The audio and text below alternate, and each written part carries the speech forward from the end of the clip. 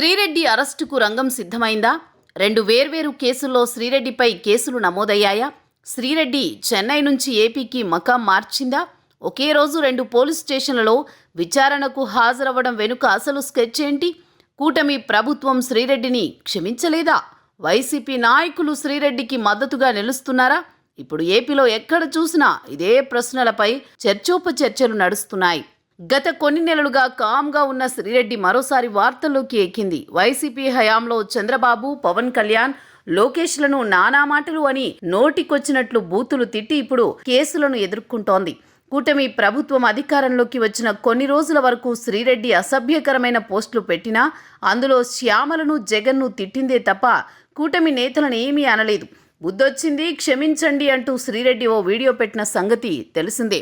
దాంతో శ్రీరెడ్డి నోటికి ఇక తాళం పడింది అనుకున్నారంతా. అంతేకాదు, ఇక ఆమె మీద ఎలాంటి చర్యలు కూడా ఉండకపోవచ్చని భావించారు. శ్రీరెడ్డి కూడా అదే అనుకుంది. కానీ కర్మఫలం వెంటాడింది. మళ్లీ వివిధ పోలీస్ స్టేషన్లలో ఆమెపై కేసులు నమోదవుతూనే ఉన్నాయి.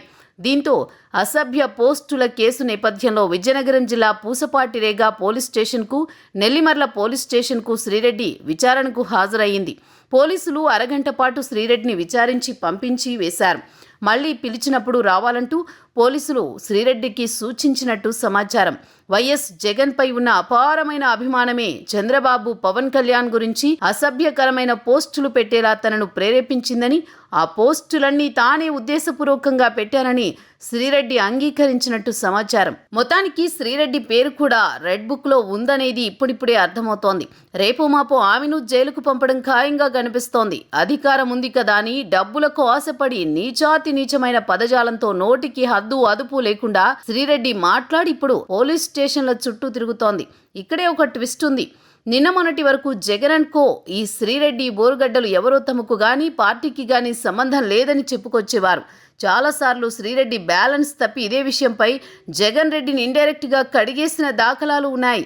సోషల్ మీడియాలో పనిచేసే వారికి డబ్బులు సకాలంలో సజ్జల భార్గవరెడ్డి ఇవ్వడం లేదని, ఒకసారి శ్యామలను అధికార ప్రతినిధిగా ఎలా తీసుకుంటారని, మరోసారి నాకు కనీసం జగన్తో ఒక ఫోటో తీసుకునే అవకాశం కూడా లేదంటూ ఇంకోసారి ఇలా పార్టీ నేతలు తనపై చిన్న చూపు చూస్తున్నారంటూ ఆవేశంతో చాలా వీడియోలు చేసింది. అయినా పార్టీ నుంచి గానీ జగన్ నుంచి గానీ స్పందన కరువైంది. డబ్బులైతే పంపుతున్నారు కానీ శ్రీరెడ్డిని బోరుగడ్డను తమ పార్టీ వారిగా ఒప్పుకునేందుకు వైసీపీ నేతలెవ్వరూ సిద్ధంగా లేరనేది కాదనలేని సత్యం. ఆ మధ్య మాజీ మంత్రి గుడివాడ అమర్నాథ్ సైతం ఈ శ్రీరెడ్డి బోరుగడ్డలెవరో తమకు తెలియదు, పార్టీ సభ్యత్వం కానీ పార్టీలో ఏ రకమైన పోస్టు కానీ వారికి లేదని, వైసీపీ నుంచి వారికి ఎలాంటి సపోర్ట్ చేయబోమని నొక్కి వక్కాణించారు. అయితే శ్రీరెడ్డి ఏపీలో అడుగు పెట్టిందనే వార్త బయటకు పొక్కగానే పొలోమంటూ వైసీపీ నేతలు, కార్యకర్తలు పోలీస్ స్టేషన్ల ముందు ఆమె రాక కోసం 1000 కళ్లతో వేచి చూశారు. అంతేకాదు, అసలు శ్రీరెడ్డి తమ మనిషి కాదని, మరక అంటించుకోకూడదు అని దూరం పెట్టిన వైసీపీకి ఆ పార్టీకి చెందిన పాడేరు ఎమ్మెల్యే విశ్వేశ్వరరాజు పెద్ద ఝలక్కే ఇచ్చారు. నెల్లిమర్ల పోలీస్ స్టేషన్లో విచారణకు హాజరైన శ్రీరెడ్డికి మద్దతుగా 100 మంది కార్యకర్తలు వెంటేసుకుని వైసీపీ ఎమ్మెల్యే స్టేషన్ ముందు కాసేపు హల్చల్ చేశారు. మీడియాతో మాట్లాడారు.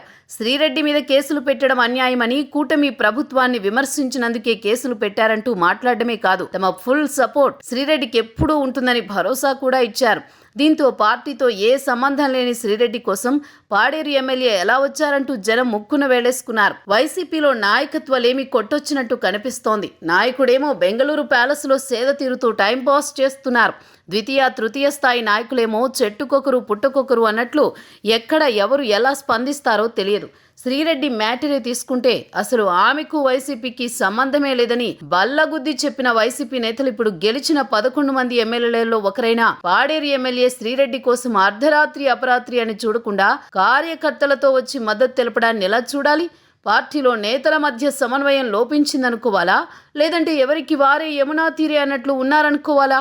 ఫైనల్గా శ్రీరెడ్డి తమ మనిషి అని వైసీపీ ఒప్పుకున్నట్లయింది. లేదంటే సదరు ఎమ్మెల్యేపై క్రమశిక్షణా చర్యలకు ఈలోపే పార్టీ ఉపక్రమించేది కదా. ఇలా జగన్ అండ్ కో పలుమార్లు సెల్ఫ్ గోల్స్ చేసుకోవడంతో ఇప్పుడు సోషల్ మీడియాలో పెద్ద చర్చకు దారితీస్తుంది. ఇలాగే బోరుగడ్డ అనిల్ కోసం లాయర్లు పురమాయించి వైసీపీ నేతలు ఇప్పటికే బుక్ అయ్యారనుకుంటే, ఇప్పుడు శ్రీరెడ్డి కోసం ఏకంగా ఓ ఎమ్మెల్యే పోలీస్ స్టేషన్కే వెళ్లడంపై రకరకాల కామెంట్స్ వచ్చి పడుతున్నాయి.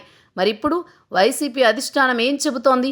సదరు గుడివాడ అమర్నాథ్ తమ ఎమ్మెల్యే ఎందుకు శ్రీరెడ్డికి మద్దతుగా పోలీస్ స్టేషన్కి వెళ్లారో చెప్పగలరా? లేదంటే పాడేరు ఎమ్మెల్యేకి శ్రీరెడ్డికి పర్సనల్ ర్యాపో ఉందని చెప్పి తప్పించుకునే ప్రయత్నం చేస్తారా? వేచి చూడాలి. చిన్న తప్పుకు పెద్ద శిక్ష అంటే ఇదేనేమో. పాపం పాడేరు వైసీపీ ఎమ్మెల్యే ఇప్పుడు ఇటు జనానికి అటు పార్టీ పెద్దలకు తాను చేసిన పనికి సర్ది చెప్పుకోలేక అవస్థలు పడుతున్నారు. హెరక్కపోయి ఇరుక్కుపోవడం అంటే ఇదే.